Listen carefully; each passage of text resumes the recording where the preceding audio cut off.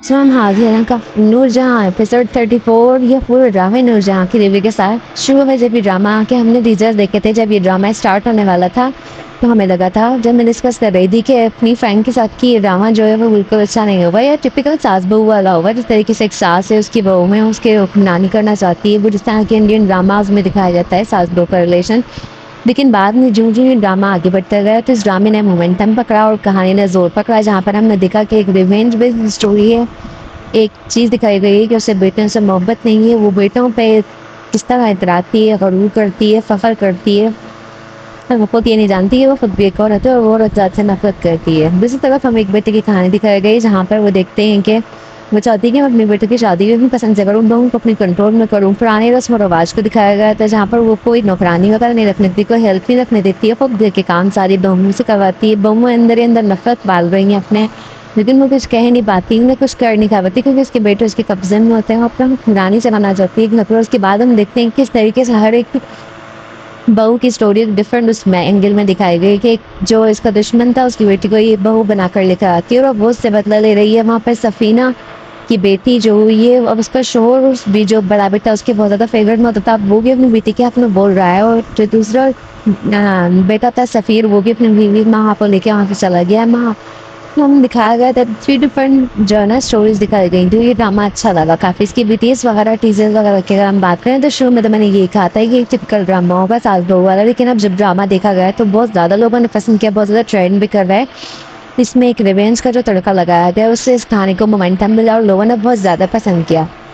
यहाँ पर हम देख सकते हैं कि जिसका बड़ा बेटा था वो उसकी खातिर जो उसकी बहू होती है कुबरा, उसको गोली चलाने के लिए तैयार हो जाती है। उसने गोली नहीं चलाई, लेकिन वो अपनी माँ के लिए कुछ भी करता हुआ दिखाया गया, लेकिन उसकी माँ ने उसकी बेटी को कबूल नहीं किया, तो वो भी उसके खिलाफ अब जो है वो खड़ा हो जाएगा और अपनी बीवी को हो सकता है लेकर चला जाए। कुछ पता नहीं है, लेकिन हो सकता है कि आने वाले एपिसोड में हमें आज यही देखने को मिलने वाला है। नूरजहाँ का अंजाम जो कि होना भी चाहिए, उसने बहुत ज़्यादा गलत किया है अपनी बहुओं के साथ। वो तो एक औरत है और औरत से नफरत करती है, ये बात मुझे बिल्कुल समझ में नहीं आई। उसकी क्या क्या स्टोरी है, क्या लॉजिक है इसके पीछे। उसके अलावा हम ये देख रहे हैं कि लोगों को ये ड्रामा बहुत ज़्यादा पसंद हुआ है, बहुत ज़्यादा मकबूल हुआ है, बहुत ज़्यादा ट्रेंड में रहा है, तो हो सकता है इसका सीजन 2 भी आना चाहिए। तो आपको क्या लगता है, आप मुझे कमेंट सेक्शन में बताएं, अपनी राय से आकर करें कि इसका सीजन 2 आना चाहिए और आपको ये ड्रामा कैसा लगा। आपको क्या लगता है, नूरजहाँ का अंजाम सही हुआ या उसके साथ कुछ और होना चाहिए था। इसके अलावा आप मैं जो है उस स्टोरी को 10 में से अगर मुझे स्टार देने पड़े तो मैं इसे 8 स्टार दूंगी। आप लोग कितने स्टार देंगे मुझे कमेंट सेक्शन में ज़रूर बताइएगा। आपको स्टोरी कैसी लगी, आपको सबा हामिद की एक्टिंग कैसी लगी। सबा हामिद ने अपने करेक्टर के साथ बिल्कुल इंसाफ किया है, हर करेक्टर ने अपनी जो वो बहुत ज़्यादा इंसाफ किया है। लेकिन अगर हम देखें एक मेगा बजट पे शुरू हुआ, इतनी बड़ी कास्ट थी, कुबरा खान, सबा हमीद, नूर हसन, इसके अलावा बिनेश, अली रहमान।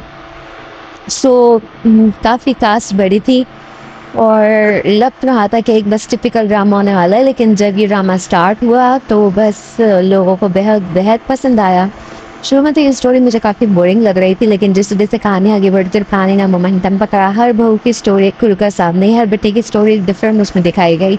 इसके बाद कुबरा खान का करेक्टर मुझे काफ़ी पसंद आया। कुबरा खान जिस तरीके से कॉन्फिडेंट लेडी के तौर पर आई हैं कि वो अपने बाप के बाद सारी जिम्मेदारियां किस तरह अकेले संभाल लेती हैं, और जो नूर जहाँ है उसको उसने अदालत साबित किया है कि इस तरह हम रखती है कि एक औरत कुछ नहीं कर सकती, वो बस दिन के चूल्हा हंडी उसके लिए बनी है, जबकि वो खुद एक बिजनेस वुमैन है, वर्किंग वुमैन है, लेकिन वो अपनी बहू को उस तरह नहीं करने देती। यही तो बात मुझे समझ में नहीं आ रही ड्रामे में कि क्या ये आखिर वो क्या रहा है कि वो खुद तो जो है वो वर्किंग वुमैन है, खुद घर का काम भी नहीं करती है, वो खुद एक औरत है, लेकिन वो अपनी वो नहीं चाहती इसके पोती हो, वो नहीं चाहती कि इसकी बहू वर्किंग वुमैन हो, वो नहीं चाहती कि वहाँ काम करे, वो नहीं चाहती कि कुबरा ज़मीनों पर रन करे, अपने बाप के बिजनेस को देखे।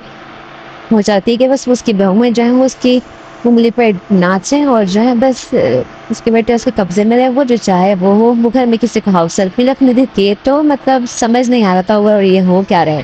सो ड्रामे की एंडिंग आप लोगों को कैसे लगे आप मुझे कमेंट सेक्शन में ज़रूर बताइएगा। आप स्टोरी को कितने स्टार देंगे वो मुझे कमेंट सेक्शन में बताइएगा। कि आप चाहते हैं कि इसका सीजन 2 आए या नहीं, वो भी मुझे अपने कमेंट सेक्शन में ज़रूर बताइएगा। सो अभी तक के लिए इतना है। अगर वीडियो अच्छा लगे तो लाइक कर दें, चैनल को सब्सक्राइब करने वाले नोटिफिकेशन कम कर दें ताकि इस तरह के अच्छी वीडियोस आपको देखने को मिलते हैं। अभी तक के लिए इतना ही, मिलते हैं तब तक के लिए अल्लाह हाफ़िज़।